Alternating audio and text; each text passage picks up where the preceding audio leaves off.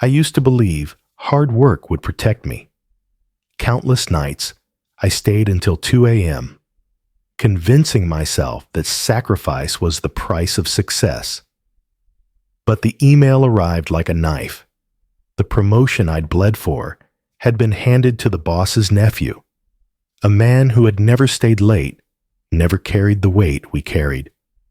My name was erased from my own victories, my loyalty discarded like paper. And as I stared at the photo of my daughter on my desk, one question consumed me. What if I walked away? Would anyone dare to follow? I arrived at the office before the sun, long before the building was fully awake. The glow of the monitors felt like my only companions, silent witnesses to my devotion. For years, I told myself this was temporary, that the sacrifices would eventually pay off, that my daughter would one day understand why her father wasn't home for dinner. But the truth was harder to swallow each night. I came home to find the kitchen table set with plates gone cold, my wife quietly placing the food into the refrigerator without a word. The silence was sharper than any argument. One evening, after finishing a late-night coding session, I crept into my daughter's room. She was asleep, her tiny chest rising and falling, her hair sprawled across the pillow. I stood in the doorway, longer than I should have, afraid to step inside, afraid to wake her. A pang of guilt twisted in me as I realized I was becoming a stranger in her world. I whispered into the darkness, "Dad's doing this for you?" But the words sounded hollow. The company consumed me. I poured myself into every project, building systems that saved millions, fixing crises before anyone noticed. My boss praised me in public, calling me his right hand, his dependable soldier. That approval fueled me. It was the validation I had traded my life for. And then one night, while running a routine check, I stumbled upon something strange, a glaring vulnerability buried deep in the system. If exploited, it could cost the company everything. My pulse quickened. I hovered over the keyboard, weighing my options. Should I report it and risk being blamed, or hold on to it, fix it silently, and let it become my unspoken leverage? I chose silence. I saved the flaw in a private file, locking it away. A dangerous secret, but perhaps one day my only shield. The very next morning, as I returned to my desk, an alert popped onto my screen. Unauthorized access detected. My stomach dropped. Was someone inside the system already trying to exploit what I'd found? Or worse, did someone know I had hidden it? I stared at the message until my hands grew cold, unable to decide if it was a glitch or a warning. Days passed, and the cracks began to show. At the weekly meeting, I pitched an idea I had been refining for months, a streamlined workflow that could cut our costs by 20%. I spoke with conviction, believing for a moment that my loyalty still mattered. But before I finished, the boss interrupted. "That's interesting," he said, turning to his nephew, who had joined the company only weeks ago. "What do you think?"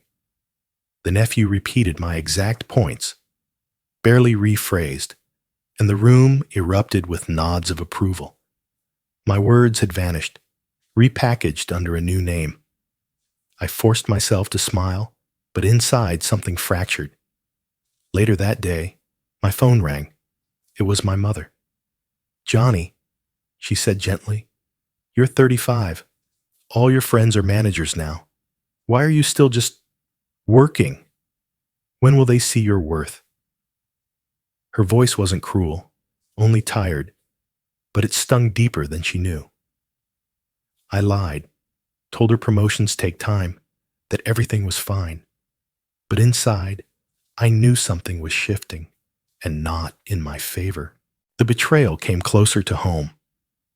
A colleague I trusted, someone I'd shared countless late nights with, walked into the boss's office carrying a folder I had prepared. Hours later, I overheard the boss praising his initiative. My stomach churned. Had he stolen my work? Or had he quietly handed over my effort for a pat on the back? I couldn't confront him. Not yet. But the weight of his smile when he walked past me that evening told me everything. He had chosen his side. And here's where I turn to you, the reader of this story, the silent witness to my downfall. Have you ever been stabbed in the back by someone you thought was a friend? Have you ever watched trust evaporate before your eyes, leaving only the bitter taste of betrayal? The tension reached a boiling point on a late Friday evening. I stayed behind to wrap up loose ends, the office eerily quiet. That's when I heard it. A muffled voice carrying from the conference room. I froze, inching closer, straining to catch the words. My boss was on the phone. His voice was calm, almost casual. Yes. John, he's on the list. We'll phase him out soon. No, he won't see it coming. The words hit me like a hammer.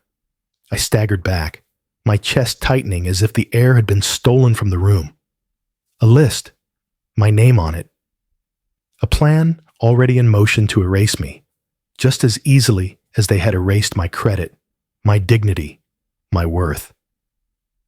I slipped out of the building that night with a storm raging inside me. For the first time, I knew that my sacrifices were not enough to save me. And perhaps they never had been. The announcement came on a Monday morning. The entire department was herded into the conference room, the kind of gathering that usually meant bad news.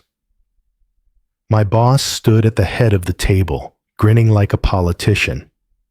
Beside him sat his nephew, barely out of graduate school, tapping his pen nervously against the table. Today, my boss declared, we welcome a new leader who will guide this department into the future. I'm proud to appoint my nephew Mark as our new department head. Applause echoed around me, but it sounded hollow. My ears rang, my vision tunneled. For years, I had carried this team, stayed until dawn, bled for deadlines, and in a single breath, I was replaced by someone whose only qualification was bloodline. John, my boss added, not meeting my eyes, you'll transition into supporting roles for the smaller projects. Your reliability makes you perfect for the day-to-day details. Smaller projects, supporting roles, a polite way of saying, sit quietly in the corner and don't make noise. That evening, instead of drowning in bitterness at my desk, I took my daughter to the city fireworks. For once, I kept my phone in my pocket. As bursts of red and gold lit the night sky, her tiny hand squeezed mine. She looked up at me, smiling wide. Dad, are you happy? The question pierced me. I couldn't lie, not to her. My throat closed, my chest tight. I forced a smile she didn't believe. Of course, sweetheart. But inside, the truth echoed. I had never felt smaller. Back at the office the next day, I shuffled through the latest quarterly report. Numbers I had compiled, strategies I had designed, all neatly presented under a different name, Mark. My heart thudded as I flipped the pages, each line erasing me a little more. The official document, the company's history, had rewritten me out of existence. That night, I sat in the dark, staring at the screensaver spinning across my monitor. A thought whispered at the edge of my mind. Maybe I was the fool. Maybe loyalty was just another word for surrender. But worse was yet to come. Midweek, Mark summoned me to his office. He slid a stack of papers across the desk. Just sign these, he said casually. It'll speed up the audit process. I scanned the pages. The numbers were wrong, intentionally wrong. Adjusted profits, hidden costs, manipulated outcomes. My chest tightened. "This isn't accurate," I said quietly. Mark leaned back, smirking. "It doesn't have to be accurate. It has to be approved." I felt the walls closing in. Refuse, and I'd be branded insubordinate. Sign, and I'd be complicit. My hands shook as I pushed the papers back. "I need time to review this." His smile vanished, replaced by a cold stare. Over the next days, I felt the ground shifting beneath me. Colleagues who once laughed at my jokes now avoided eye contact. Lunch tables that once welcomed me grew quiet when I approached. I was radioactive, and everyone knew it. One evening, as I reached for my coat, I noticed a folded note tucked into my desk drawer. I unfolded it carefully, half expecting a cruel prank. Instead, it read in sharp, hurried letters, "Careful, they're framing you." My pulse spiked. Someone knew. Someone was watching. But who had left it? And why? The warning gnawed at me. That night, I lay awake, staring at the ceiling, replaying every interaction, the system alert about unauthorized access, the stolen ideas, the manipulated reports. Every piece clicked into place, forming a picture I wasn't ready to see. I wasn't just being sidelined. I was being set up. The next morning, my inbox chimed with a new message. No sender, no signature, just a subject line that froze me where I sat. "Don't trust anyone, especially him." I stared at the words, a cold sweat forming at the back of my neck. Him.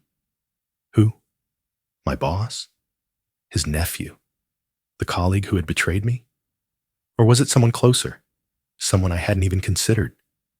I sat there, the office buzzing around me, feeling utterly alone. Whatever was coming, I knew one thing for certain. I was in deeper trouble than I'd ever imagined. I knew that if I waited passively, I'd be erased.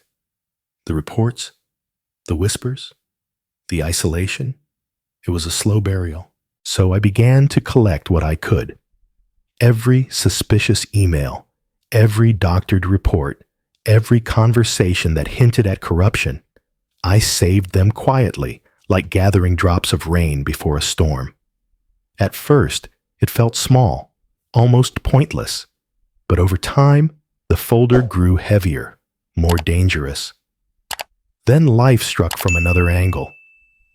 My mother collapsed and was rushed to the hospital. Between signing forms at her bedside and fielding calls from the billing department, I was drowning. Insurance wouldn't cover everything, and the company's policy made advances nearly impossible. I sat in the sterile waiting room, watching the monitors beep above her bed, and wondered how many more sacrifices this job would demand. I wanted to break, to shout, but I kept my composure. My mother stirred, weakly grasping my hand. "Don't let them walk over you, Johnny. You're stronger than this." The words echoed in me as I stumbled back into work, exhausted. And that's when I uncovered something unexpected. While digging through archived communications, I found traces of an internal complaint that had mysteriously disappeared. It linked directly to Mark, my boss's nephew. A contractor had accused him of mismanaging funds on a minor project, a scandal that had been neatly swept under the rug. The details were damning enough to ruin his reputation if they surfaced. I stared at the file, my heart pounding. Here it was, a weapon, sharp and ready. But timing was everything. If I used it now, would it expose me too soon? Would they bury me before the truth could take root? If you were me, would you strike immediately or wait until the moment they least expected it? I encrypted the file and copied it onto a small USB drive, hiding it deep in my bag. That night, I left the office feeling, for the first time in months, that I had leverage. Yet when I returned the next morning, the USB was gone. My bag was unzipped, my desk rifled through. Panic clawed at my chest. Had they discovered it? Had I already lost my only protection? Hours later, when I returned from lunch, there it was, lying neatly on my desk as if it had never left. No note, no explanation. Someone knew what I had, and worse, someone wanted me to know they knew. My blood ran cold. The paranoia gnawed at me until I realized I couldn't do this alone. One night, I reached out quietly to colleagues I trusted, or at least thought I could. We met at an old cafe we used to frequent years ago, back when work was about camaraderie instead of politics. I told them the truth, not all of it, but enough, that the company was rotting from within, that if we didn't protect ourselves, we'd all be swallowed. At first, they hesitated. Fear was stronger than anger. But then one by one, their shoulders straightened. "We've all seen it," one said. "We just thought we couldn't fight it." Another added, "If you're in, I'm in." For the first time in a long while, I didn't feel entirely alone. The biggest shock came from a man I never expected. Alan, a project manager who had always appeared loyal to the boss. He leaned forward, his voice low. "Don't assume I don't see what's happening. I've been playing along because I had to. But if you're serious about change, count me in." His words shifted the entire table. Even in the lion's den, there were others who had been waiting for someone to lead. We mapped out ideas carefully, knowing that one wrong step could ruin us. This wasn't a rebellion in the open. It was survival, disguised as compliance. Our strength would be in patience, in moving silently until the moment arrived. When the meeting ended, we filed out one by one, blending back into the city like shadows. Relief tugged at me. We weren't powerless anymore. But as I turned the corner, my relief evaporated. There he was, Mark, standing across the street, coffee cup in hand, watching the cafe we had just left. His eyes narrowed when they met mine. He smiled, slow and knowing, before disappearing into the crowd. My stomach sank. He knew, or at least suspected. And if he did, our fragile alliance might already be in danger. The summons came early Monday. A company-wide meeting, mandatory attendance. I knew instantly it wasn't routine. My gut churned as I walked into the conference room. Every seat was filled, the air tense. At the front stood my boss and Mark, both wearing smug expressions. My boss began with his practiced voice of authority. "We need to address a pressing concern. Unfortunately, one of our long-standing employees has failed to meet the standards required of this company." His eyes found mine. "John, you've jeopardized projects, mismanaged resources, and left critical gaps that nearly cost us millions. We can't tolerate incompetence." Gasps and murmurs rippled through the room. Mark projected a slideshow of evidence, emails, charts, data manipulated to make me look negligent. My chest tightened. They had built an entire case, twisting reality until it painted me as a saboteur. "Effective immediately," my boss declared. "John will be reassigned, pending review.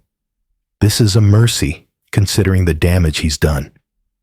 I felt every eye on me, some filled with pity, others with doubt. My throat was dry, but before I could speak, a voice cut through the tension. "That's not true." Heads turned. It was Clara, a junior analyst standing from her seat. "He saved the project. When the system nearly collapsed last quarter, it was John who fixed it. I was there. I saw it." Her voice shook, but her courage was undeniable. A second later, Alan added, He carried this department for years. You all know it. The room wavered. Doubt spread like a crack through glass.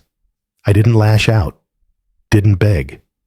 Instead, I simply looked at my accusers with a calm I didn't know I possessed. My eyes were steady, unshaken, as if I had seen this play before and was merely waiting for the final act. In that silence, a strange thing happened. The power shifted. For the first time, they looked nervous, not me. Inside, my heart pounded like a drum.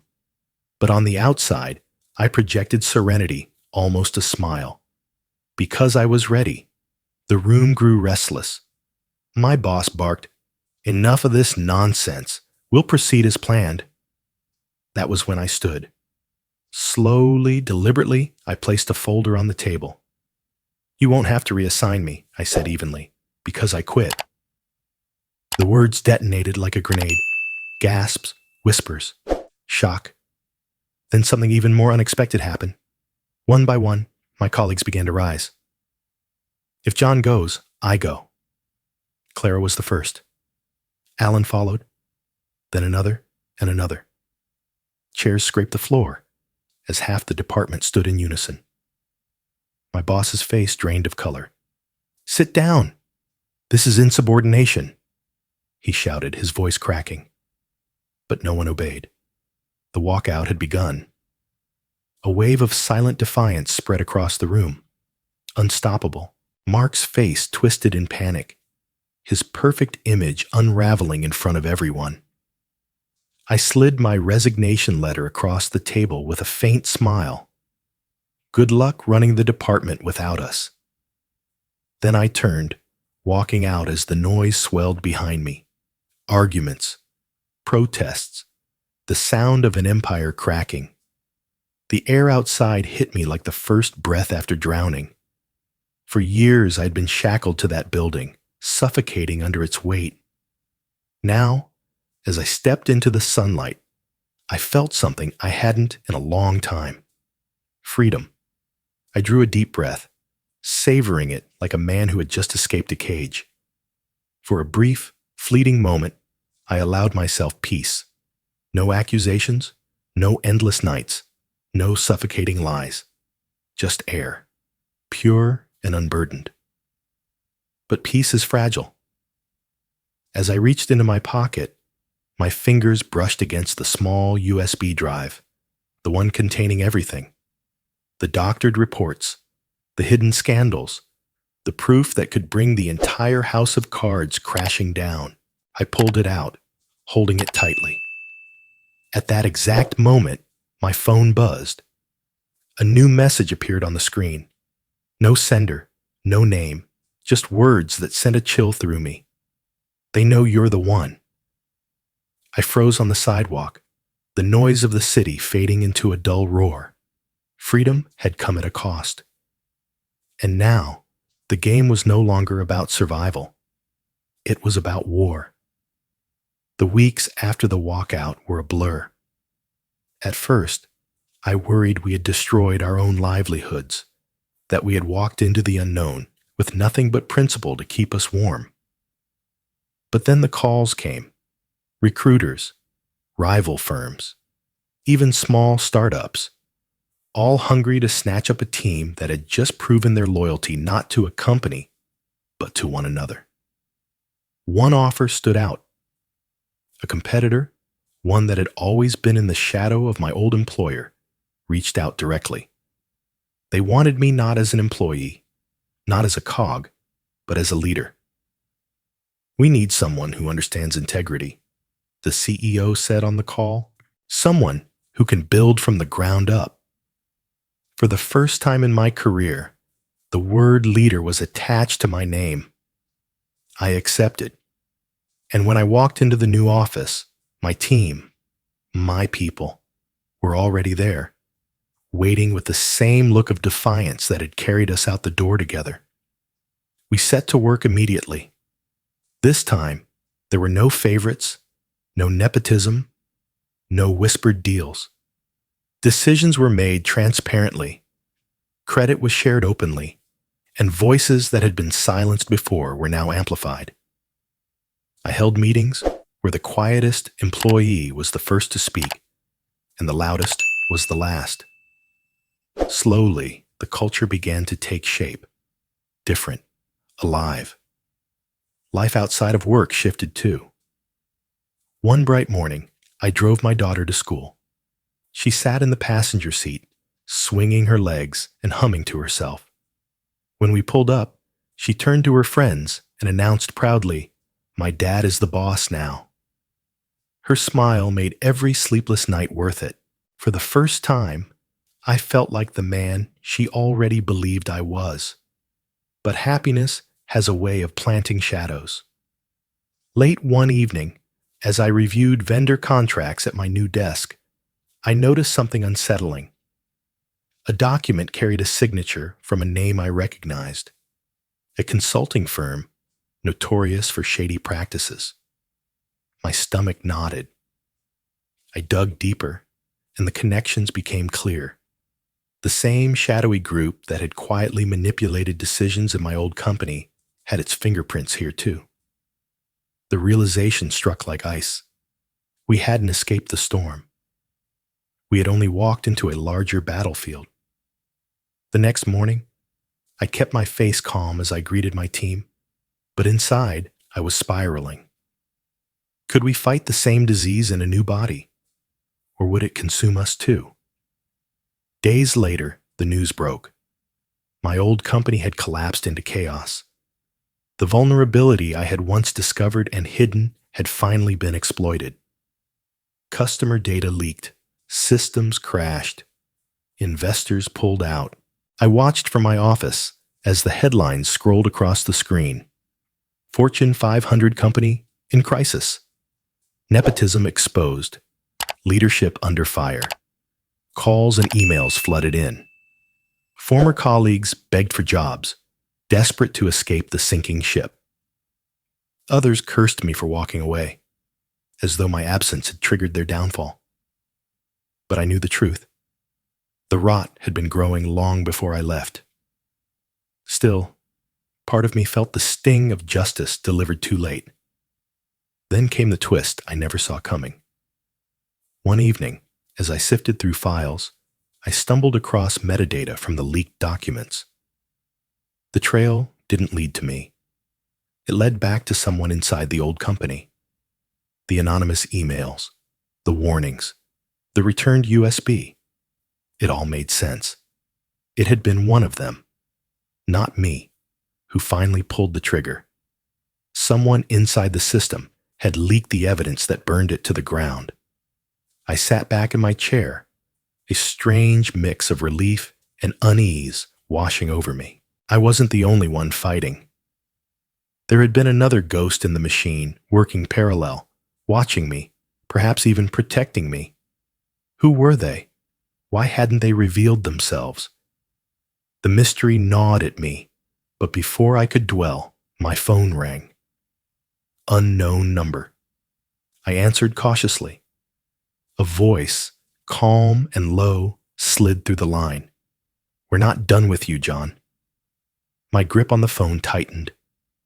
Outside my office window, the city lights flickered like watchful eyes.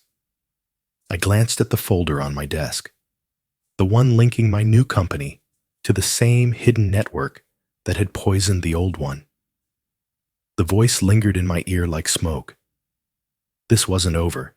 It had only begun. The new office buzzed with energy, but it wasn't the anxious hum of my old company. It was different here. Voices were freer. Ideas flowed openly, and no one whispered in fear of stepping on the wrong toes. One afternoon, I gathered the younger hires for a workshop. They were bright, eager, and full of questions about leadership. Respect can't be inherited, I told them, pacing slowly across the room. Their eyes followed me closely. It must be earned. Titles, family names, favors, none of that keeps people loyal. What binds a team together is trust, fairness, and integrity. Never forget that. A silence followed, then a few nods, then applause. It wasn't loud, but it was genuine, the kind of response you feel rather than hear. Later that week, I visited my mother at her small house on the outskirts of town. She was frailer now, her hands thinner, her steps slower, but her eyes were still sharp. She looked me over with pride, the kind that needed no words. "You did what your father never could," she said, her voice steady despite the years weighing it down. "He bowed his head to survive. You fought, and you changed something." I swallowed hard, fighting back the sting in my eyes. She reached out and squeezed my hand, and for once, I felt like a son who had made his family proud. At home, life found a gentler rhythm. For the first time in years, I was there for dinner. Every seat filled, no cold plates left waiting. My wife laughed more easily. My daughter filled the table with her chatter, and I felt anchored again, not drifting in the endless tide of late nights and empty victories. After dinner, I leaned back in my chair, soaking in the simple scene. The clatter of plates, the warmth of conversation, the comfort of being present. It was a moment of stillness, of peace. But peace, as always, is fragile. One morning, as I scrolled through the news, a headline jumped out at me.